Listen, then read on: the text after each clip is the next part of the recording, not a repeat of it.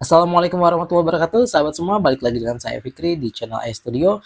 Dan di video kali ini saya pengen bahas tentang ta'aruf perlu nggak sih? Ini adalah sebuah pertanyaan yang sebetulnya harus ditanyakan untuk teman-teman yang pengen ta'aruf atau yang pengen menikah. Nah, ini jadi penting. Kenapa penting? Karena harus tahu dulu ta'aruf itu apa dan ini sebenarnya perlu atau enggak. Nah, kita bahas dulu aja deh. Dari pertama awalnya, ta'aruf itu apa sih gitu? Mungkin ada sebagian yang udah kenal, ada yang sebagian udah tahu, ada yang sebagian yang belum, tapi kalau secara gampangnya ta'aruf itu artinya adalah berkenalan. Nah, itu secara bahasanya. Makanya ada kata-kata ya, tak kenal maka ta'aruf. Jadi kalau nggak kenal ya kenalan dulu. Nah, tapi secara istilah kekinian di masa kini di mana mulai banyak ya yang teman-teman yang hijrah, teman-teman yang belajar agama, maka ta'aruf ini jadi satu istilah baru yang intinya sebetulnya adalah proses berkenalan yang dilaksanakan untuk tujuannya menikah dan dilaksanakan tentu dalam koridor yang sesuai dengan peraturan syariat. Nah, jadi tarif itu apa? Ini bagian yang sebenarnya banyak orang nggak tahu ya, atau sebenarnya tahu tapi ketika menjalaninya akhirnya jadinya kurang paham bahwa ini tuh sebetulnya apa.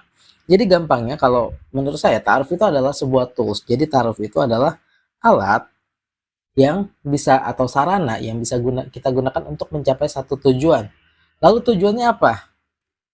Goals-nya apa? Kalau ta'aruf itu adalah sarana, maka tentu harus ada goals, harus ada tujuan dari proses ta'aruf ini. Nah, ini yang jadi pertanyaan. Banyak orang yang akhirnya salah juga di sini. Jadi, banyak orang yang ketika ta'aruf goals-nya adalah nikah. Padahal sebetulnya nggak salah, gitu. Nggak salah kalau ta'aruf itu goals-nya nikah, tapi itu sebetulnya bukan goals aslinya. Kenapa saya bilang itu bukan goals aslinya? Karena ternyata nikah juga sama-sama sarana, sama-sama tools, bukan goals. Jadi ta'aruf itu adalah tools yang tujuannya untuk mendapatkan tools yang baru untuk menuju tujuan aslinya. Lalu tujuan aslinya apa? So, ini tujuan aslinya. Tujuan aslinya adalah Allah. Tujuan aslinya ada Allah. Kenapa saya bilang tujuan aslinya ada Allah? Karena pada dasarnya ta'aruf itu juga adalah sebuah proses ibadah. Proses ibadah untuk menuju ke ibadah yang berikutnya. Sama kayak kita wudhu, terusnya kita sholat, lalu kita sholat gitu. Tujuannya apa? Tujuannya Allah gitu. Lalu ada prosesnya wudhu dulu, baru sholat. Kayak nikah juga gitu. Nikah ada yang mengambil prosesnya ta'aruf dulu, lalu nikah. Tapi apakah nikah tujuannya? Bukan. Tujuan nikah sebetulnya adalah menyempurnakan din. Jadi makanya dikatakan nikah itu separuh din. Berarti tujuannya ketika kita berkata din, ketika berkata agama, maka akhirnya di situ ada area ubudiyah, ada area ibadah, dan tentu saja tujuannya akhirnya adalah Allah.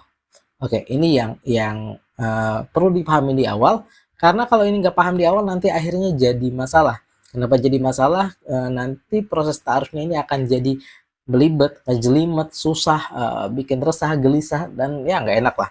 Nah, tapi kalau ini dipahami di awal, insya Allah nanti bagaimanapun prosesnya, apakah lewat ta'aruf, nggak ta'aruf, atau yang lainnya, tapi terutama kalau yang ta'aruf, ini akan jadi lebih mudah untuk dilaksanakan dan pengambilan keputusannya pun akan jadi lebih mudah karena sudah tahu goals aslinya. Oke, jadi dari sini kita udah paham ya bahwa nikah dan ta'aruf itu sama-sama sarana. Karena tujuan aslinya adalah Allah, bukan yang lainnya. Jadi bukan tujuan aslinya dari ta'aruf itu bukan supaya dapat pasangan yang bisa diajak kondangan, bukan bisa dapat pasangan cantik dan ganteng yang bisa dipamerin dipajang-pajang pada saat pesta atau saat Facebookan atau Instagraman ya sekarang atau TikTokan mungkin ya, tapi tujuannya balik lagi kepada Allah. So, kalau tujuannya Allah, apa sih parameter berhasilnya sebuah ta'aruf? Oke, selain parameter standarnya berhasilnya sebuah ta'aruf adalah mungkin sebetulnya saya bilang itu bukan berhasil ya, itu bonusnya gitu. Jadi ketika ta'aruf itu nanti bonusnya apa? Ketika ta'arufnya selesai dan ada yang hasilnya nikah, ada yang hasilnya ta'aruf lagi gitu. Tapi apakah itu hasil aslinya? Bukan. Karena itu sebenarnya menurut saya adalah bonusnya yang memang Allah kasih. Ya udah, memang takdirnya nikah lewat situ, atau takdirnya ta'aruf lagi dulu gitu. Ta'aruf lagi dulu, memang harus jalanin lagi prosesnya. Tapi sebetulnya ada satu target yang parameter di mana ta'aruf itu berhasil adalah ketika takwanya seseorang yang menjalani ta'aruf itu meningkat. Kenapa saya bilang meningkat, jadi meningkatnya sebuah takwa, jadi keberhasilan ta'aruf, karena balik lagi, ta'aruf ini sebetulnya adalah ibadah ya. Jadi ibadah, dia ini ibadah, karena dia ibadah, berarti nanti, apa ya, berarti karena ibadah tujuannya Allah, berarti suksesnya sebuah ibadah adalah ketika kita semakin dekat dengan tujuan kita dong.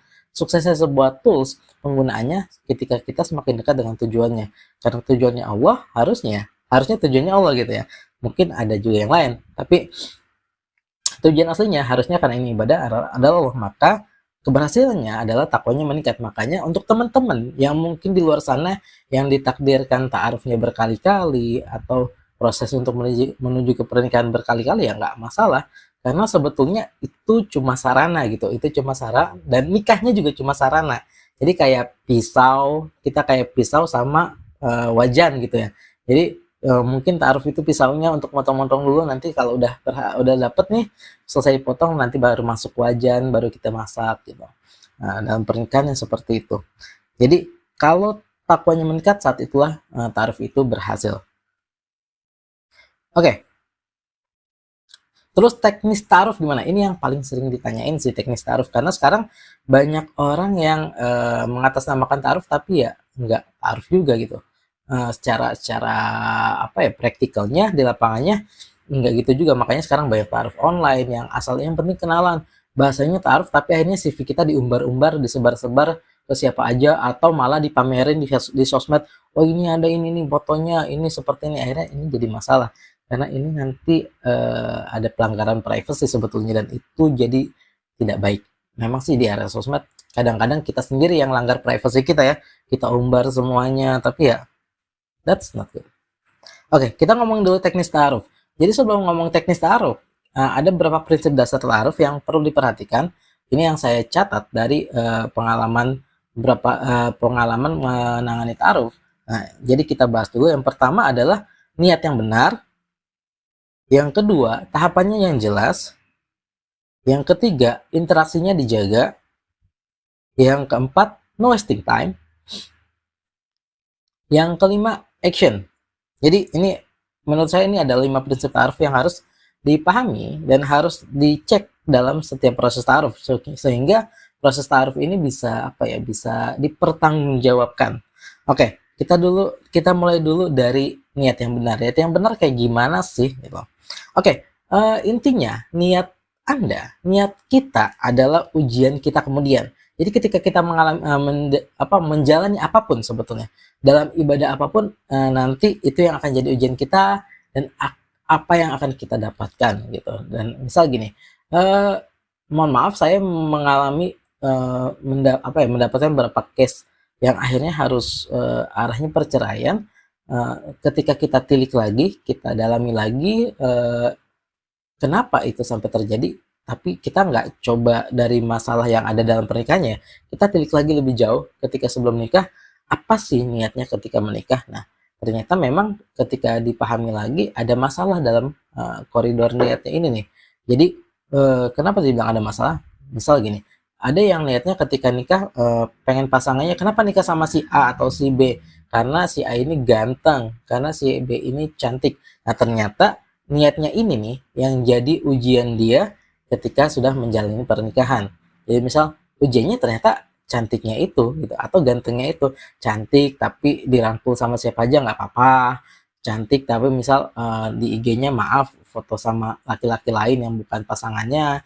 Ganteng tapi dikerubuti wanita lain yang bukan pasangannya dan diumbar-umbar, ya itu kan akhirnya jadi masalah. Makanya ini harus dipastikan dulu ketika mau mulai ta'aruf niatnya apa sih gitu, dan harus hati-hati karena kita juga dapetin berapa case yang memang akhirnya untungnya belum sampai nikah sih, tapi niat ini akhirnya menuntun yang punya niat untuk sampai ke situ, dan sayangnya kalau itu dilaksanakan seterusnya tidak diperbaiki lagi niatnya, itu bisa jadi masalah besar di kemudian hari. So itulah kenapa pentingnya secara prinsip niat itu gitu.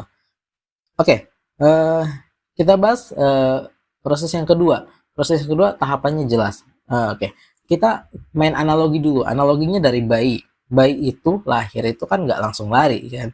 Bayi itu lahir itu ya udah lahir terlentang, bisanya akhirnya nanti berapa minggu atau 1 bulan dia tengkurap, habis itu dia mulai merangkak, nanti habis itu dia mulai duduk, dia mulai bisa jalan lama-lama, dan akhirnya dia baru bisa lari.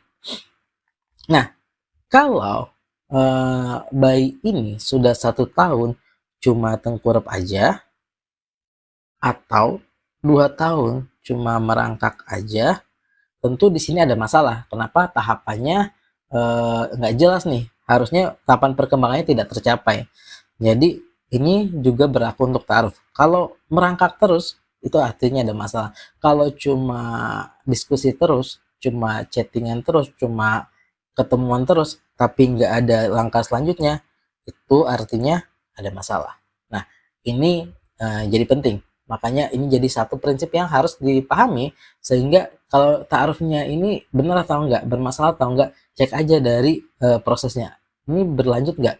Kan kalau proses normalnya ya harusnya misal discuss dulu, terusnya ketemu tanya jawab, terusnya khitbah, nanti nikah gitu kan. Tapi kalau misal tanya jawab aja terus, itu artinya ada masalah. Oke, ini prinsip yang ketiga, komunikasi yang dijaga. Ta'aruf ini bukan pacaran syar'i ya. Jadi ta'aruf itu akan ketika ta'aruf biasanya akan dibuka keran-keran atau dibuka pintu-pintu untuk komunikasi yang biasanya ada moderatornya, ada fasilitatornya yang nemenin. Nah, komunikasi ini jangan bandel juga gitu, ketika yang ta'aruf akhirnya bandel lewat jalur belakang gitu. Nah, dan komunikasinya juga harus dijaga. Kenapa? Kalau nggak dijaga nanti jadinya akhirnya kayak buaya-buaya syar'i yang sekarang gitu kan. Jadi ngomonginnya bukan yang penting-penting, bukan gimana yang menuju arah pernikahan, apa-apa yang dibutuhkan untuk tahu nih tentang pasangannya ketika nikah nanti, tapi malah lebih kayak apa ya, itulah gombal-gombal syar'i. Misal nanyain udah sholat tahajud belum, udah makan belum, puasa nggak hari ini, gimana sahurnya. Jadi nggak penting gitu loh, puasa nggak hari ini, gimana sahurnya, makan pakai apa aja tadi sore, oh alhamdulillah bagus ya, itu sehat sekali. Ini sebetulnya jadi nggak penting dan bukan urusan yang utamanya. Makanya ini akhirnya nanti jadi masalah kalau dipertahankan, dan ini akan menimbulkan masalah berikutnya yang nanti bisa jadi panjang nih gitu ya. Oke, berikutnya adalah apa ya? No wasting time gitu. Jadi kita harus tahu nih berapa lama sih, how much is too much gitu. Berapa lama yang kelamaan gitu. Nah, jadi no wasting time ini bukan tergesa-gesa ya, sama aja kayak cepat itu bukan buru-buru. Cepat itu ya gimana prosesnya itu berjalan cepat, swift, dan itu tepat gitu. Bukan sekedar tergesa-gesa, oh pokoknya harus nikah nih minggu ini, gimana caranya? Nggak gitu juga. Tapi tidak apa ya, no wasting time ini benar-benar tadi kalau tahapannya sudah jelas, maka dalam tahapannya itu waktunya juga ada patokannya nih, jelas. Misal gini, kalau misal ada nih laki-laki mau ta'aruf sama perempuan, dia udah datang ke keluarganya, dia ngobrol, terusnya ternyata in case ada masalah di keluarga si laki-laki, atau mungkin ada masalah di keluarga perempuan, akhirnya harus nanya gini nih, dipertimbangkan lagi nih, misal oh laki-laki ini yang datang kayaknya kurang oke nih, gimana, terusnya ternyata ada masalah dari keluarga, cuma ditahan-tahan, ntar dulu deh, kita perjuangin dulu deh 8 bulan lagi, 1 tahun lagi, 2 tahun lagi, 3 tahun lagi, 5 tahun lagi ke keluarga. Nah itu yang saya bilang no wasting time. Ini wasting time banget. Kenapa? Karena ini bukan pacaran gitu, ini ta'aruf ada tujuan jangka pendeknya. Tujuan jangka pendeknya tadi adalah nikah, itu untuk dapetin tools berikutnya. Jadi kalau ini terlalu lama di sini akhirnya jadi masalah nantinya. Nah, jadi sama aja kayak air itu bagus gitu, diminum bagus, tapi kalau kebanyakan kita bisa tenggelam. Sama juga kayak waktu ini, kalau waktu prosesnya itu ada waktu proses tentu bagus, karena kalau nggak ada waktu proses kan nggak bisa diproses. Nah, tapi kalau waktu prosesnya kelamaan ini nanti akan jadi masalah, terutama masalah apa, nanti ada masalah namanya masalah rasa. Kalau udah masuk masalah rasa di ta'aruf ini, udah mulai main rasa, maka nanti ta'aruf ini akan masuk areanya kayak jadinya pacaran. Jadinya udah nggak objektif sama tujuannya lagi, tapi lebih kepada mainnya dirasanya aja. Nah, ya kayaknya nggak ada yang lebih baik deh dari dia. Dia udah baik banget, udah soleh banget, udah solehah banget, keluarganya baik. Padahal di situ ada masalah yang tadi misalkan keluarganya ternyata nggak setuju, terus mau diterabas aja akhirnya ya kita harus terabas perjuangkan. Emang sepenting apa sih memperjuangkan itu gitu? Maksudnya dalam tanda kutip gini ya, bukannya saya menjelekkan yang memperjuangkan, tapi kalau diperjuangkan banget di situ, memangnya sudah tahu masa depannya dengan si dia pasti bagus. Kan ini nggak tahu. Kenapa? Karena pada dasarnya yang tahu masa depan cuma Allah aja. Kita cuma bisa duga-duga dari yang zohirnya aja, dari yang kelihatannya aja. Oh kayaknya sama dia bagus. Pada kenyataannya dalam kehidupan nggak gitu juga. Ada kok yang sama-sama ngaji bagus, ngerasanya udah lewatnya. Oh ini aktivis sama aktivis pas nikah ternyata ada masalah. Ada. Jadi nggak cuma itu aja. Makanya di saat seperti ini yang perlu diperhatikan adalah pentingnya musyawarah dan istikharah. Oke, so kita masuk ke action. Action itu apa sih? Jadi ketika ngomong ta'aruf tentu ada action yang harus dilakukan. Kalau nggak action ya nggak ta'aruf gitu kan. Nah, action ini ada yang untuk laki-laki dan ada yang untuk perempuan. Oke, saya bakal bahas dulu sederhananya action untuk laki-laki itu kalau kita bilangin milestone-nya yaitu cari, ta'aruf, lamaran, nikah. Yang perempuan gimana? Sama, cari, ta'aruf, lamaran, nikah. Kok sama-sama cari sih? Kan harusnya laki-laki nyari gitu. Nah, itu sih kuno gitu. Ini udah terbantahkan dengan apa yang dilakukan oleh ibunda kita Sayyidatina Khadijah yang beliau mencari gitu. Beliau mencari suami gitu. Akhirnya ketika ketemu Rasulullah, dilihat akhlaknya bagus, maka dimintakan tolong lewat keluarganya untuk dilamarkan itu Rasulullah. Menyatakan niatnya supaya mau menikah gitu dengan Rasulullah. Nah itu kan bentuknya nyari. Jadi nyari itu nggak cuma laki-laki dan wanita nyari itu tidak aib ya, nggak aib. Bukan oh jadinya dia nggak laku ya makanya sampai nyarinya. Ya nggak gitu juga. Emang ada yang berani bilang ibunda Khadijah itu nggak laku? Enggak, laku banget. Banyak yang suka, banyak yang mencoba meminang beliau saat itu, tapi kan beliau nggak mau gitu. Beliau nyari yang bagus yang mana. Makanya jadi wanita juga bisa nyari.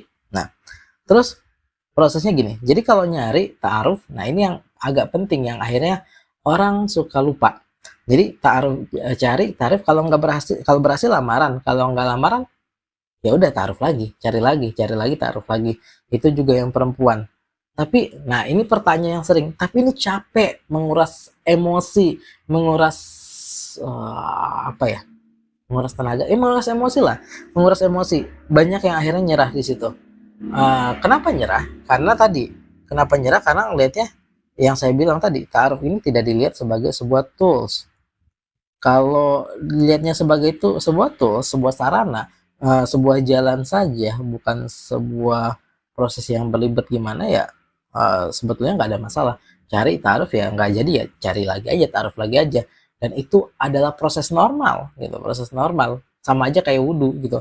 Kalau wudhu batal, mau sholat belum jadi nih batal. Ternyata ya maaf buang angin, ya wudhu lagi aja. Terus abis itu wudhu pas lagi mau sholat, nggak sengaja ngijek tai tikus mungkin atau apa gitu ya. Akhirnya kan batal lagi. Ya wudhu lagi aja sampai nanti bisa sholat. Karena balik lagi, it's tools. Nah, Oke, nah itu jadi yang perlu dilakukan. Actionnya sederhana, cari, ta'aruf, khitbah, nikah. Oke, terus hambatannya apa aja sih menuju pernikahan kalau kita ngomongin ta'aruf? Ini yang saya rangkum dari pengalaman saya. Yang pertama adalah salah niat. Ini hambatan pertama. Jadi ketika salah niat maka ya salah semuanya. Makanya inama amalu biniat gitu kan. Setiap orang beribadah itu tergantung niatnya. Kalau niatnya karena Allah dia dapat Allah, kalau niatnya karena wanita yang pengen dinikahi gitu kan. Ketika itu hadisnya hijrah, maka dia akan dapat wanita yang dinikahi. Ya dapatnya itu aja. Jadi salah niat ini nanti akan jadi masalah. Terusnya salah fokus.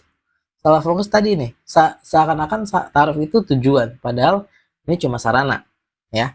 Jadi mana yang sarana, mana yang tujuan. Atau tadi tujuannya nikah, padahal nikahnya juga bukan tujuan. Nikah ini cuma sarana gitu. Jadi ketika kita berpikir bahwa nikah itu tujuan dan berpikir bahwa nikah itu ada sarana, itu aja udah bikin perbedaan yang sangat besar gimana cara kita mentreatment dan memandang pernikahan itu, dan nanti akhirnya keputusan-keputusan yang diambil pun menuju pernikahan akan jadi sangat beda sekali. Yang ketiga, ini hambatan yang paling dasar sih, yang paling banyak, yang bahkan bikin orang gak jadi ta'aruf, yaitu panjang angan-angan. Apa bahasa kerennya sekarang, bucin, halu. Ini hambatan banget. Kenapa saya bilang hambatan banget? Karena memang akhirnya kalau udah mulai masuk area ini nih, nanti udah bucin, udah halu, udah angan-angannya panjang aja. Misal taruhlah kita ngomongin yang area pengajiannya ya, ada ikhwan akhwat sama-sama di pengajian, sama-sama ngaji, sama-sama aktif di pengajian, akhirnya ngeliat si akhwat ini kayaknya baik ya gitu, solehah ya, ikhwan ini juga soleh ya, baik ya, akhirnya cuma nggak action, sibuk aja sama angan-angannya, kayaknya kalau saya nikah sama dia nanti keluarga saya bakal baik, punya istri soleh, anak-anak baik, ada yang jagain dan lain-lain segala macam, bla bla bla bla bla. Tapi saya belum punya dana nih, saya belum bisa maju nih. Akhirnya sibuk aja sama angan-angannya, dan itu yang bakal bikin orang tadi bisa jadi nggak jadi ta'aruf karena masih sibuk sama angan-angannya, atau ketika ta'aruf, ketika ternyata secara objektif ta'aruf ini tidak akan menuju ke jalan yang ke arah yang baik, misal arahnya udah kayaknya arahnya udah kurang oke nih kalau diterusin, dia akan tetap bertahan, dan akhirnya tadi yang balik lagi jadinya wasting time karena tadi panjang angan-angan dan mungkin. Nah, ini dampak yang timbulnya ya, jadi ketakutan, disorientasi, sama kebingungan. Oke, diam di tempat, gak move on. So, itu tadi tentang ta'aruf dan hambatan menuju pernikahan. Insya Allah nanti kita bakal bahas lagi yang lain-lainnya, yang lebih dalam lagi. Tapi saya mau kasih beberapa tips bermanfaat yang perlu dipahami. Yang pertama, satu, nikah itu hadiah. Ini adalah tips dari guru saya. Kenapa dia bilang nikah itu hadiah? Karena nikah itu sama kayak rezeki. Nikah itu kan istri, suami itu rezeki. Dan rezeki itu kayak hadiah gitu. Rezeki itu hadiah. Karena itu hak-hak prerogatif Allah. Mau kasih kapan aja, mau kasih ke siapa aja. Mau dia sholat, dia nggak sholat. Bener-bener hak prerogatif Allah. Tapi tentunya nanti yang dikasih yang sholat sama yang nggak sholat kan beda kalau rezeki. Gitu juga. Berkahnya beda. Makanya nikah itu hadiah. Jadi ya udah rayu aja sama yang ngasih hadiahnya gitu.